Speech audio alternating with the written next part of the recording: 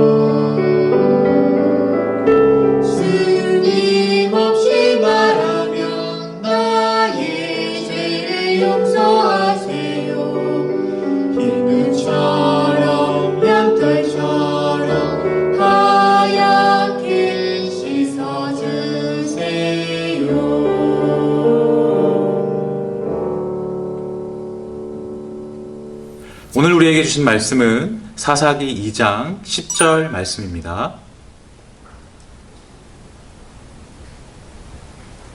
시작. 그 세대의 사람도 다 그 조상들에게로 돌아갔고 그 후에 일어난 다른 세대는 여호와를 알지 못하며 여호와께서 이스라엘을 위하여 행하신 일도 알지 못하였더라. 아멘. 한 주간도 여러분 잘 지냈죠? 여러분들에게 오늘 말씀에 앞서서 한 가지 과일을 소개해 주려고 해요. 그 과일의 이름은 바로 미라클 베리예요. 이 미라클 베리는 영국 그리고 아프리카 또 중국 서아프리카 열대습윤 저지대에서 서식하는 빨갛고 작은 열매예요. 이 과일은 그 이름처럼 아주 신비하고 놀라운 과일로 불리워지는데요. 그 이유는 미라클 베리를 먹은 후에 30분에서 1시간 정도는 신맛이나 쓴맛이 나는 음식을 먹었을 때 그 맛이 단맛으로 바뀌게 되기 때문이에요. 레몬이나 식초 같은 경우 신맛이 단맛으로 변하게 되고요. 한약이나 블랙커피 같은 쓴 맛의 음식도 달콤한 음식이 되어져요. 이름 그대로 기적의 과일이라고 부릴만 하죠. 그 이유는 미라클베리에 함유된 미라풀린이라고 하는 성분이 혀에 묻어서 신맛과 쓴맛을 단맛으로 느껴지도록 하는 거예요. 이 성분이 잠시 동안 우리의 혀에 맛의 착각을 일으키게 되는 거죠. 근데 여러분, 하나님의 백성인 우리는 이것보다 훨씬 더 위험한 착각에 빠질 때가 있다는 사실 알고 있나요? 바로 하나님을 떠나서도 잘 살 수 있다는 착각이에요. 하나님이 주신 은혜를 내 것이라고 착각하여 다른 것과 하나님을 동시에 섬길 수 있다고 하는 착각이에요. 사람들은 돈이 있고 공부를 잘하고 또 친구도 많으면 난 지금 잘 살고 있고 앞으로도 잘 지낼 거야 라고 생각을 해요. 그것이 가장 안전한 것인 줄 알고 그 안에서 안정감을 찾아요. 자, 그러다 보면 자연히 그것을 하나님보다 더 의지하게 되고 조금씩 하나님을 멀리하게 되는 것이죠. 따라서 우리는 이런 착각에서 곧바로 내 자신을 돌아보고 경계해야 해요. 자, 그렇다면 우리가 이런 위험한 착각에 빠져서 하나님과 멀어지지 않으려면 어떻게 해야 될까요? 다 같이 읽어볼게요. 시작! 하나님을 떠나지 않아요. 자, 지난주 말씀에 여호수아와 이스라엘 백성이 하나님만 섬기기로 결심하면서 하나님과 언약을 맺었어요. 그러나 세월이 지나서 여호수아도 죽고 또 하나님이 가나안 땅에 행하신 놀라운 일들을 경험한 사람들도 죽게 되었어요. 안타깝게도 이들의 자녀들은 하나님이 행하신 위대한 일들을 알지 못했어요. 그래서 하나님만 섬기겠다는 하나님과의 약속을 소중하게 여기지 않았다는 것이죠. 하나님이 바라시는 것은 단 한 가지였어요. 살아계시는 그 하나님을 참신으로 모시는 것. 그래서 하나님과 맺은 언약에 신실해야 했고 또 그 땅의 백성과 언약을 맺지 말고 그들의 우상, 그 단을 헐어버리라고 하는 명령이었어요. 그러나 이스라엘 백성은 하나님과 언약을 맺고 뿐만 아니라 가나안 주민과도 언약을 맺어요. 더욱이 우산제단을 헐지도 않아요. 그들을 쫓아내기는커녕 오히려 노예로 만들어서 함께 사는 길을 택해요. 왜 그럴까요? 그들을 쫓아내는 것보다 노예로 삼는 것이 경제적으로 더 도움이 되고 수고가 덜 든다는 그러한 생각 때문이었죠. 자, 겉으로 보기에는 평화로운 해결책으로 보여요. 그러나 실상은 자신들이 유리한 방법으로 자기 입맛대로 자기 편한 방식대로 하나님을 믿고 섬기는 것뿐이었어요. 감히 받을 자격이 없는 그들에게 하나님이 주신 그 안식의 땅, 젖과 꿀이 흐르는 그 땅에서 이러한 불순종을 저지르고 있는 거예요. 철저히 말씀에 대한 실천보다는 실용을 택했고 자신의 유익을 택해버려요. 여러분, 우리가 사는 이 세상은 이처럼 참 다양한 우상들을 제공하고 있어요. 우리도 이러한 유혹을 받을 때가 있어요. 그때마다 우리는 내가 편한 방식으로 하나님을 섬겨서는 안 돼요. 또 내 문제를 해결해주는 대안으로 여러 우상을 만들어 놓아서도 안 돼요. 우리는 심지어 하나님을 그렇게 하나의 대안으로 생각할 수도 있어요. 내가 몸담고 있는 영역들, 학교나 가정, 또 내가 하고 있는 공부, 또 나와 함께하는 친구, 또 나의 장래 희망, 꿈, 우정, 그리고 놀이, 사랑 등 많은 영역에서 유익을 얻기 위해 우상들을 만들어 놔요. 가장 위험한 것은 우리가 하나님께 우리 마음속에서 그 우상들과 함께 해달라고 요청을 하는 거예요. 또 그러한 조건에 예배를 하기도 한다는 것이죠. 여러분, 만약 나의 정체성이 하나님의 자녀가 아니라 공부에 더 있다면, 공부를 통해 이 땅에서 성공하는 것, 그것에 내 정체성이 있다면, 그것이 내 인생의 목표가 된다면 결국 그 성공에 나를 비추어 섬기고 있기 때문에 곧 성공이 우리에게는 하나님이 될 수 있어요. 그리고 그것을 이루기 위해 우리는 하나님의 도움이 필요한 셈이 되어버리는 거예요. 이처럼 우리는 얼마든지 주일날 예배는 드리면서도 정작 우리의 마음의 예배는 하나님과 나를 동시에 섬기는 위험이 뒤따를 수 있어요. 저 하나님 정말 잘 믿을 수 있어요. 근데 이거는 양보 못해요. 나는 하나님을 사랑해요. 그러나 돈도 정말 사랑해요. 나는 하나님을 높이길 원해요. 그러나 나도 높아지길 원해요. 여러분, 하나님은 이처럼 절반 정도의 사랑을 원치 않으세요. 전심으로 사랑하기를 원하세요. 왜죠? 하나님이 우리를 전심으로 사랑하셨기 때문이에요. 또 절반의 사랑은 반드시 변심할 우려가 있기 때문이기도 해요. 이미 비어있는 그 절반은 다른 것으로 채우고 있기 때문이에요. 결국 이스라엘 백성들은 그들처럼 살고 싶은 마음에 가나안의 우상을 섬기게 됐어요. 그런데도 자신들은 아무런 문제가 없다고 착각하면서 살았어요.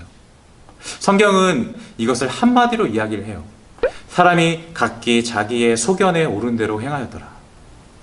이스라엘 백성은 그런 짓을 했음에도 우리는 거룩의 싸움을 최선을 다했다 라고 말해요. 1장 19절에 보면 그들이 철병거를 갖고 있어서 우리가 그들을 쫓아내지 못했어요 라고 말해요. 아니요, 못한 게 아니라 안 한 것이었어요. 하나님은 우리를 순종할 수 없는 자리에는 절대로 세우지 않으세요. 감당하지 못할 시험을 절대 주지 않으세요. 마땅히 순종할 수 있는 자리에 세우세요. 여러분, 마찬가지로 우리도 이 거룩의 싸움에 순종을 할 수 있는데 하나님과 겸하여 섬기는 것을 마땅히 버릴 수 있는 자리에 우리를 세우셨는데도 혹시 나는 그거 못해요, 나는 그거 못 버려요 라고 하는 부분들이 있나요? 친구를 용서할 수 있는 자리에 나를 세우셨어요. 그런데 친구를 용서하지 못해요. 진실을 말해야 하는 그 자리에 나를 세우셨어요. 그런데 정직을 행해야 하는 그 자리에 나를 세우셨음에도 나는 거짓을 말하고 불의에 동참해요. 하나님이 나의 가장 약한 부분을 계속 돌아보라고 그 자리에 세우세요. 이것은 버려야 된다라는 마음을 주시기 위해서 나를 그 자리에 세우셨는데도 나는 매일 그것을 버리지 못하고 그 유혹에 매일 넘어가고 있진 않나요? 우리는 왜 그 죄를 몰아내려고 하는 시도를 잘 하지 못할까요? 하나님은 그렇게 말씀하세요. 너희가 순종하지 못하는 것은 너희가 기억하지 못하고 있기 때문이야. 우리의 불순종의 가장 큰 원인은 하나님이 누구신지를 기억하지 못하는 것이에요. 이 이스라엘 백성들은 그것을 알지 못했어요. 백성들이 자신의 잘못을 깨닫지 못하자 하나님은 주변에 있는 다른 민족을 통해서 이스라엘 백성들을 심판하셨어요. 이스라엘 백성들이 다른 민족들의 침략을 받아 고통을 겪게 하신 거예요. 그들의 옆구리에 가시가 되고 그들의 신들이 올무가 될 것이다 라고 말씀을 하세요. 보세요. 자신들의 편의와 이익을 위해서 남겨두었던 것들이 오히려 그들의 삶을 힘들게 하고 있어요. 백성들은 고통 속에서 벗어나기 위해서 하나님, 너무 고통스러워요. 제발 우리를 도와주세요. 여러분, 이스라엘 백성들이 참 괘씸하지 않나요? 자기 마음대로 살고 싶어서 하나님을 떠날 땐 언제고 이제 와서 하나님께 도움을 구하는 게 참 뻔뻔해 보이기도 해요. 하지만 하나님은 도움을 요청하는 이스라엘 백성의 기도에 응답하시는 분이세요. 이스라엘 백성들의 부르짖음을 들으시고 사사를 세워서 그들을 고통에서 구원하셨어요. 여러분, 사사가 누구일까요? 사사는 사람 이름이 아니라 이스라엘을 구원하기 위해 하나님이 특별히 세우신 백성의 지도자들을 일컫는 말이에요. 하나님의 사사를 통해 이스라엘을 구원하시자 평화가 찾아왔어요. 하지만 평화가 계속되자 백성들은 다시 하나님의 약속보다 자기들이 먹고 사는 일에만 신경을 쓰면서 자신들을 위해 또 다시 우상을 섬겨요.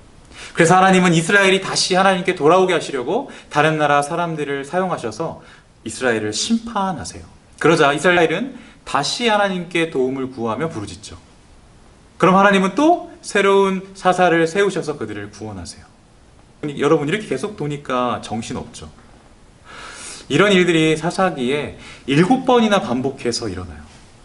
뿐만 아니라 이렇게 한 사이클씩 돌 때마다 죄악은 더욱 악하게, 그리고 그들의 회개는 반면 더욱 약하게 일어나게 돼요. 심지어 하나님이 세우신 사사들조차도 자신의 사명을 잊어버리고 타락하고 말아요. 이런 모습들을 보면서 여러분들은 어떠한 생각이 드나요? 오늘 말씀을 통해 우리가 얻을 교훈이 있어요.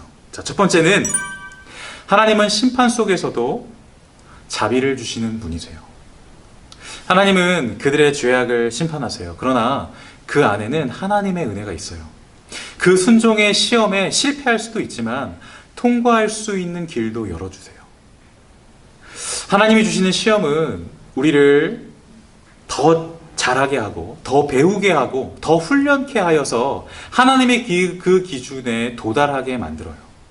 그들이 맞닥뜨린 어려움과 또 그들을 괴롭히는 그들의 적군들은 오히려 이스라엘로 하여금 하나님과의 관계를 더 다시 돌아보게 했고요. 하나님을 의지하는 마음을 배우게 하셨어요. 하나님은 약속을 지키시는 분이라는 것을 신뢰하게 했어요. 그렇게까지 하나님께서 은혜를 베푸셨음에도 그들은 결국 그 시험을 통과하는 데 실패했어요. 여러분, 이 이야기가 오늘 우리에게 큰 도전이 되기를 원해요.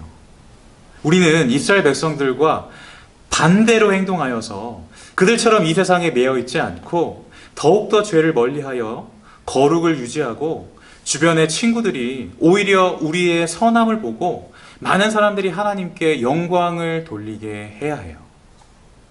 하나님은 우리에게 그러한 순종할 수 있는 자리에 우리를 세우세요. 그들은 계속 하나님을 떠났지만 하나님은 이스라엘 백성들을 끝까지 포기하지 않으셨고 그들이 여전히 하나님의 백성이 되도록 지키셨어요. 자, 두 번째, 오늘 말씀을 통해서 우리에게 주신 교훈은 더 나은 사사이신 예수님을 바라봐야 해요. 이러한 사사기의 역사를 보면서 우리는 이런 생각을 갖게 돼요. 연약한 사사들보다 더 나은 누군가가 필요하구나. 인간 지도자보다 더 영원한 존재가 필요하구나. 하나님은 그들의 생각을 이렇게 인도하세요. 자연히 그들이 완전한 사사, 완전한 왕을 꿈꿀 수 있도록 말이에요. 보세요. 하나님께서는 이러한 심판 속에서도 더 큰 하나님의 계획을 보여주셨고 마침내 신약시대에 진정한 사사이신 또 진정한 왕이신 예수님을 이 땅에 보내주세요.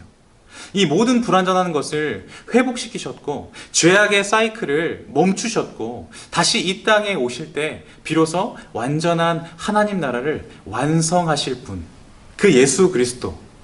그때까지 우리는 이 기대와 소망을 갖고 우리를 지키실 그 예수님을 기대하며 또한 언제 이런 죄악의 사이클이 반복될지 모르기 때문에 늘 죄를 경계하고 잘못된 착각을 버리고 늘 하나님을 떠날 생각을 하지 않아야 해요. 하나님은 우리에게 이렇게 말씀하세요. 읽어볼게요. 내가 선한 도리를 너희에게 전하노니 내 법을 떠나지 말라. 아멘. 여러분, 우리도 때로는 하나님 없는 삶이 더 좋아 보이고 더 자유로워 보이고 즐거워 보이는 착각에 빠질 수 있어요. 하지만 하나님을 따르고 순종하는 삶보다 더 좋은 삶은 없다는 것을 여러분 기억하시기 바라요. 하나님의 백성은 하나님을 떠나서는 절대 살 수 없는 존재예요. 오늘 말씀을 기억하면서 우리 다 같이 포인트 읽어보겠습니다. 시작. 나는 하나님을 떠나지 않아요. 기도할게요. 하나님, 오늘 이 말씀을 통해서 우리가 정말 하나님을 떠나서는 한순간도 살아갈 수 없는 존재임을 다시 한번 기억하게 해주시면 감사합니다. 하나님이 우리를 사랑하셔서 하나님의 백성 삼아 주셨는데 우리는 때로는 하나님의 그 진심을 몰라서 보이는 이 땅에 우리의 관심이 더 가고 하나님보다 더 가치 있게 이 땅에 있는 것을 생각할 때가 있습니다. 하나님만을 온전히 섬기며 그 하나님만을 사랑하며 떠나지 않도록 우리 친구들의 삶을 하나님 지켜주시옵소서. 그들은 결국 불순종으로 가나안 땅을 차지하지 못했습니다. 구원에서 멀어졌습니다. 구원을 잃어버렸습니다. 하나님, 우리 또한 그러한 악한 죄악을 반복하지 않도록 우리 삶 전체를 하나님께서 다스려 주시고 이러한 결과가 우리 삶에는 없도록 하나님 깨어 기도하며 죄악을 멀리하며 말씀 안에서 기준을 잡아 잘 하나님 뜻에 순종하며 살아갈 수 있도록 우리 친구들 지켜주시옵소서. 우리 친구들 지금 이 어려운 사태를 통해서 행여라도 불안한 마음 갖지 않을 수 있도록 하나님께서 눈동자같이 지켜주시고 피곤치 않고 아프지 않도록 일상의 생활을 잘 이어갈 수 있도록 우리 아이들을 지켜주시옵소서. 예수님의 이름으로 기도드리옵나이다. 아멘. 자, 드디어 여러분들을 만나러 다시 돌아왔습니다. 자, 지난번 추첨을 통해서 우리 친구들 참 열기가 뜨거웠다는 소문을 들었어요. 당첨 안 된 친구들은 울기도 했대요. 우리 친구들이 예배도 열심히 드리고 인증 사진도 참 많이 보내주었는데요. 그래서 이번에는 훨씬 더 많은 선물을 준비해서 나갑니다. 자, 그럼 우리 한번 뽑아볼까요? 좋네요. 네. 자, 하나, 하나, 둘, 셋. 짠. 자, 우리 영화부부터 한번 네. 뽑아볼까요? 네. 자, 이름 소개하겠습니다. 최성, 김지율, 김지우, 김지후 가정. 그리고 모는채 친구, 이예안, 이지안 친구, 김시하, 김채아 친구, 윤시윤, 윤성현 친구 축하합니다. 치부. 네, 한번 6가정 뽑아볼게요. 네, 불러볼게요. 노유주 가정, 강지호, 강준호 가정, 이윤슬, 이준혁 가정, 이시엘, 이라엘 가정, 박주아 가정. 하나 더 있네요. 강하민, 강유민, 강지민 가정. 네, 축하합니다. 한번 뽑아주시죠. 김재희, 김재일 가정, 안이영이, 그리고 김은우, 김지후 가정, 김소담, 그리고 유시은, 그리고 서원찬 어린이입니다. 네, 축하합니다. 자, 제가 뽑아보겠습니다. 오케이. 이은우, 이혜민 가정, 송윤우, 송시은 가정, 김한울, 김소울 가정, 김하영 가정, 이시은, 이시율 가정, 네, 백진원 가정입니다. 축하합니다. 네, 오늘 추첨된 친구들은 부모님께 교회에서 기프티콘을 보내드릴 거예요. 모두 축하합니다. 축하합니다. 네, 이렇게 경품 추첨은 오늘 끝나지만 우리가 드리는 예배는 앞으로도 계속됩니다. 그러면 모두들 안녕. 주기도문 하심으로 모든 예배를 마치겠습니다. 하늘에 계신 우리 아버지여, 이름이 거룩히 여김을 받으시오며 나라가 임하옵시며 뜻이 하늘에서 이룬 것 같이 땅에서도 이루어지이다. 오늘날 우리에게 일용할 양식을 주옵시고 우리가 우리에게 죄지은 자를 사하여 준 것 같이 우리의 죄를 사하여 주옵시고 우리를 시험에 들게 하지 마옵시고 다만 악에서 구하옵소서. 대개 나라와 권세와 영광이 아버지께 영원히 있사옵나이다. 아멘.